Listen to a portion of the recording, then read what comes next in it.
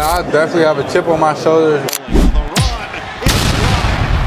Hey Ryan, this is Jerry Jones with the Cowboys, and I'm proud to tell you we just drafted you. In late August 2025, Ryan Flournoy had just made the Dallas Cowboys 53-man roster. 2 days later, his phone rang. He had been cut. The celebration with his wife was over before it even started. And when reporters asked him about it weeks later, he said something that tells you everything you need to know about who this man is. He would say, "It was definitely a shock to me. I was going to celebrate with my wife for making the 53-man roster, and then I got the call. But honestly, I didn't even blink. I knew God had a plan." He is 6'1". He weighs 202 pounds. At the 2024 NFL Scouting Combine, he ran a 4.44 second 40-yard dash. And in 2025, he caught 40 passes for 475 yards and 4 touchdowns as the Cowboys' third receiver behind CeeDee Lamb and George Pickens.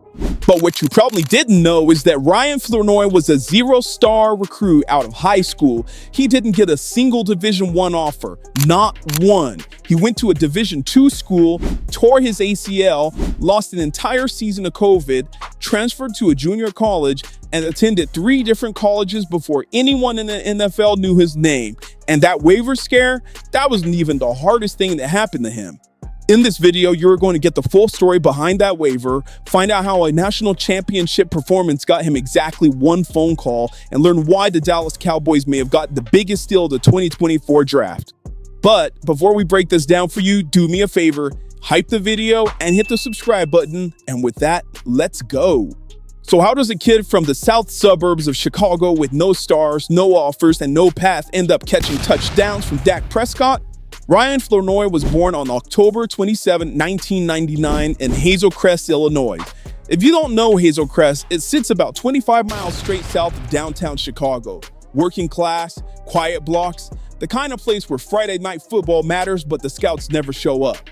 He grew up the son of Terrell and Angela Flournoy. He was a Chicago Bears fan as a kid, watching highlights of Walter Payton and Gale Sayers on repeat. And at 5 years old, he made a decision. He was going to play in the NFL. Not maybe, not hopefully, that was his plan. He attended Homewood Flossmoor High School in Flossmoor, Illinois, where he played wide receiver and ran track under head coach Craig Bouzet. Flournoy earned all conference honors as a senior. Now here's the thing about Homewood Flossmoor. This is not some unknown program. 5 graduates have played in the NFL, including the current New York Giants center John Michael Schmitz. Scouts know this school exists. But nobody recruited Ryan Flournoy. He was a 0-star recruit on every major service, 24/7 sports, rivals, all of them. Nothing, no ranking, no interest, no offers from Division I programs, none. So he enrolled at Central Missouri, a Division II school, not exactly the fast track to the NFL. He redshirted his first year in 2018. Then in the preseason before his second year, he suffered a partially torn ACL. He fought his way back to play in 10 games but managed just 17 catches for 170 yards. Those are the kind of numbers that make you invisible. At the Division II level, where nobody is watching in the first place, come on now. And to make matters worse, COVID hit. The entire 2020 season was canceled. No games, no films, no progress. Ryan Flournoy was stuck at Division II program with a damaged knee, 1 mediocre season of tape, and a clock that was ticking on his eligibility. So he made a decision that looked like a step backwards. He transferred to Iowa Western Community College, a junior college in Council Bluffs, Iowa. Going from Division II to JuCo is not how NFL dreams are supposed to work. But Flournoy had never followed anyone else's path. He would later explain his mindset by saying, "It's just not taking a no as a no, but as a not yet." At Iowa Western, he became the team's top receiver. 32 catches, 545 yards, 5 touchdowns, 17 yards per catch in the regular season. Iowa Western earned the #1 seed in the country and tore through the playoffs all the way to the Junior College National Championship game. December 17th, 2021, War Memorial Stadium in Little Rock, Arkansas. A dense fog rolled across the field right before kickoff. Iowa Western, the top seed against New Mexico Military Institute for the national title. And for 3 quarters, Flournoy's team could not score. Nothing. Shut out. The offense stalled. The dream was slipping away under the lights in the fog. Then the 4th quarter started and Ryan Flournoy took off. Quarterback Nate Glantz scrambled away from defenders and found Flournoy for a 33-yard touchdown. Iowa Western immediately went to the onside kick. They recovered, and Glantz found Flournoy again, 37 yards, touchdown. Ryan Flournoy scored every single one of Iowa Western's points that night. 6 catches, 170 receiving yards, both touchdowns. In the national championship game, they still lost 31-13, but Flournoy had put it on tape for the entire country to see. Now picture this. A guy just put up 170 yards and both touchdowns in the national title game, and the only one school calls. One, Southeast Missouri State, a small Division I school in Cape Girardeau, Missouri, not the Big Ten, not the SEC, not even the school most football fans have heard of. After a performance like that, only one school picked up the phone. But here's what nobody was paying attention to. While the rest of the college football world looked the other way, Ryan Flournoy was about to make every single one of them regret it. SEMO head coach Tom Makutowicz did not need long to figure out what he had. Within 15 days of Flournoy's first spring practices in 22, Makutowicz told people around the program that Flournoy scores a touchdown every day. He was not even exaggerating. In his first year at SEMO, Flournoy would put on 61 catches for 984 yards and 7 touchdowns. He led the team in receiving yards, touchdowns, and yards per game at 89.5. He averaged 16.1 yards per catch. In the single game against Eastern Kentucky, he caught 15 passes for 256 yards, the second highest single game receiving total in SEMO history. He was named first team all-conference in the Ohio Valley Conference, and he was voted team captain in his first year on campus.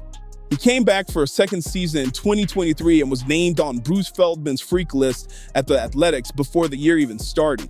He dealt with a broken hand early in the season but played through it, finishing with 57 catches, 839 yards, and 6 touchdowns. First team all-conference again.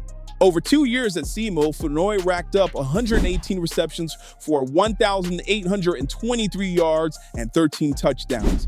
8 in program history in receiving yards, tied for 9th in receiving touchdowns. When asked about his decision to stay for that final year, Flournoy said, "I knew I wanted to clean some stuff up in my game. Staying at SEMO was super beneficial."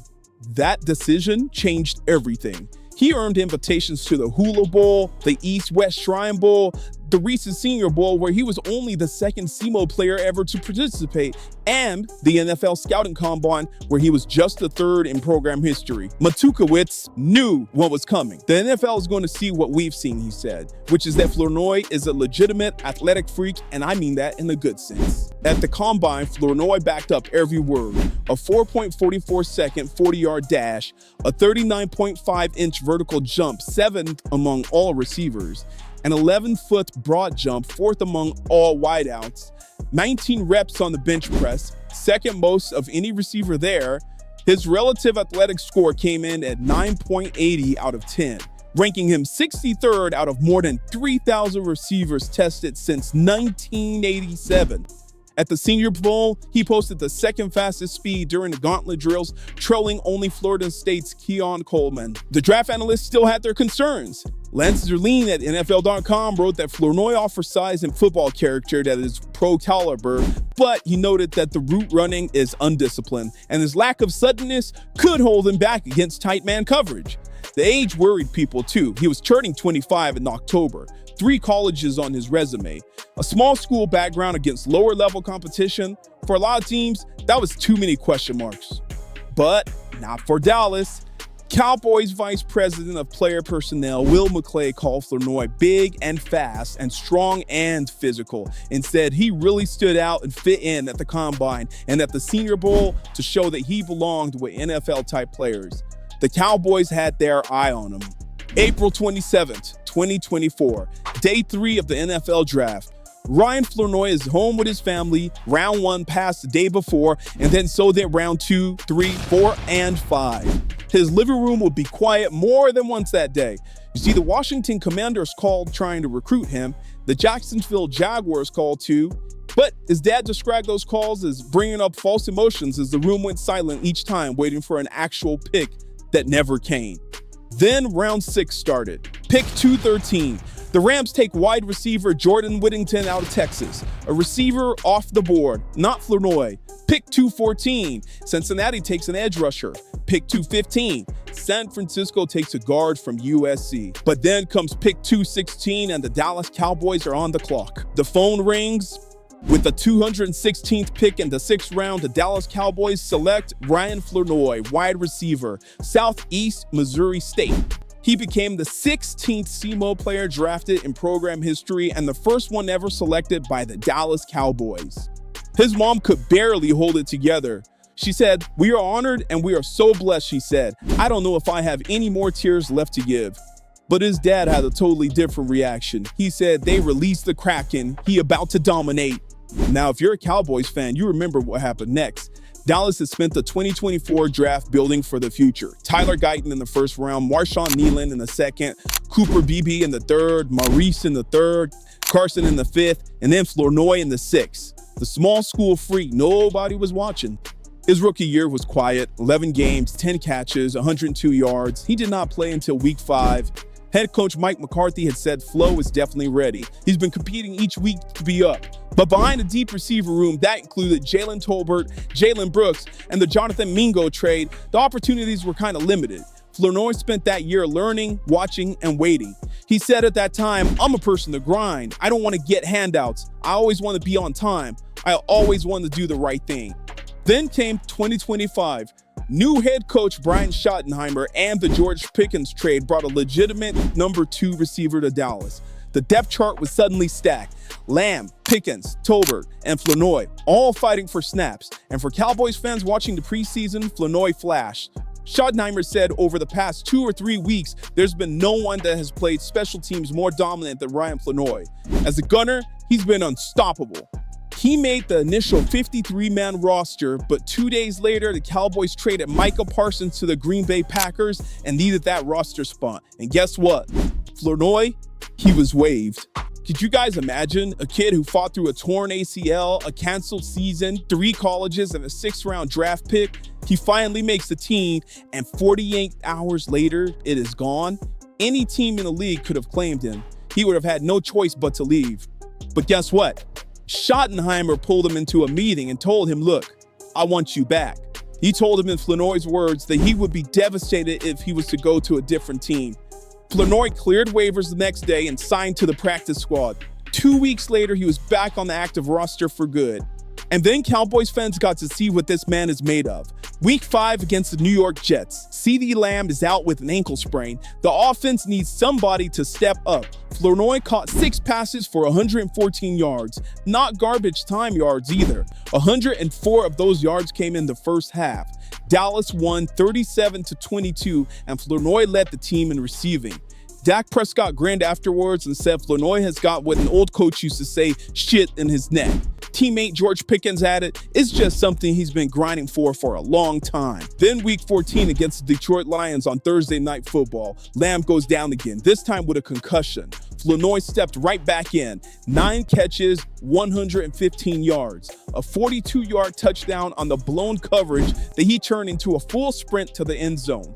Career highs in targets, receptions, and yards, all in one nationally televised game.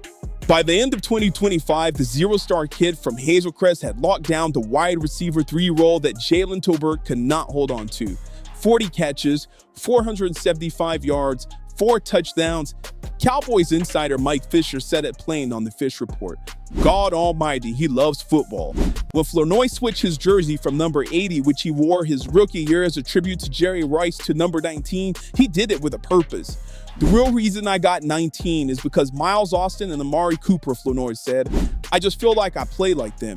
Big, fast, just finesse. And I just wanted to keep that tradition for real." And if you've been the Cowboys fan for any amount of time, you know what number 19 means. Miles Austin, the undrafted free agent who came out of nowhere in 2009 and made 2 Pro Bowls. Amari Cooper, the mid-season trade that saved the season. And now Ryan Flournoy is wearing that same number and writing the next chapter. "My whole goal is to make it to the Hall of Fame," Flournoy said. "I always looked up to Jerry Rice. He came from a small school just like I did. I like how he always went hard every single play. So I just go out there, run play, pass play, I just go fast." From Hazel Crest to Frisco, from 0 stars to number 19, from a fall-covered stadium in Little Rock to catching touchdowns from Dak Prescott in front of 90,000 at AT&T Stadium. 3 colleges, a torn ACL, a canceled season, 1 Division I offer, a waiver wire scare, and none of it stopped him. Ryan Flournoy, number 19, Dallas Cowboy, and at 26 years old, his story is just getting started. Be sure to hype the video and subscribe, and with that, I'm out. Peace.